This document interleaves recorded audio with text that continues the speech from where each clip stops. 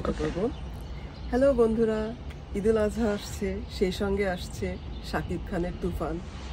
আমরা কিন্তু অবশ্যই সবাই মিলে তুফান দেখব এবং আমি তোমাদেরকে যে রিভিউ দেব তোমরা সবাই দেখবে আশা করি। আজকে চলো আমরা একটু কিছু ট্রেলার দেখি। পূর্বের কথা মোতাবেক এখন থেকে পুরো দেশকে তুফানের হাতে তুলিয়া দেব। Wow, তুফান। সে যা চাইবে পাইবে, যা করিতে চাইবে করিবে। আর এর ব্যত্যয় ঘটিলে